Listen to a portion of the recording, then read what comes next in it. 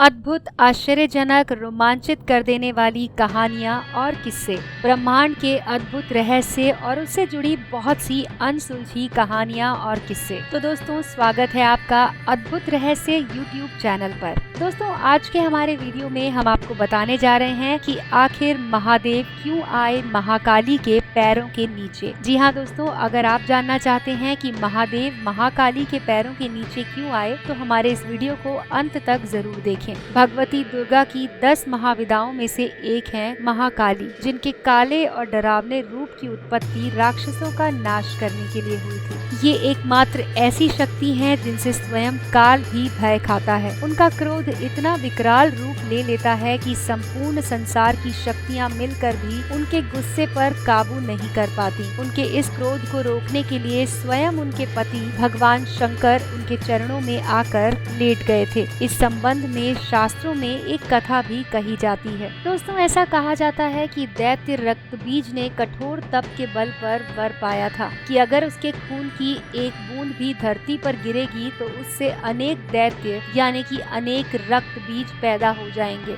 और उसने अपनी शक्तियों का प्रयोग निर्दोष लोगों पर करना शुरू कर दिया था। धीरे धीरे उसने अपना आतंक तीनों लोगों पर मचा दिया। देवताओं ने उसे युद्ध के लिए ललकारा। भयंकर युद्ध शुरू हुआ। देवता अपनी पूरी शक्ति लगाकर भी रक्तबीज को नहीं मार पाए, और जैसे ही उसके शरीर की एक बूंद भी धरती पर गिरती तो उस एक बूंद से अनेक रक्तबीज पैदा हो जाते। सभी देवी देवता मिलकर महाकाली की शरण में गए। महाकाली असल में सुंदरी रूप में भगवती दुर्गा का काला और डरावना रूप है, और जिनकी उत्पत्ति राक्षसों को मारने के लिए ही हुई थी। महाकाली ने देवताओं की रक्षा के लिए विकराल रूप धारण कर युद्ध भूमि में प्रवेश किया। महाकाली की प्रतिमा देखें तो ये कहा जा सकता है कि ये विकराल माँ है, जिसके हाथ में खप्पर है, लहू टपकता है और गले में खोपड़ियों की यानी कि मुंडों की माला है। मगर माँ की आंखें और हृदय से अपने भक्तों के लिए प्रेम की गंगा बहती है। महाकाली ने राक्षसों का वध करना शुरू कर दिया, लेकिन रक्तबीज के खून की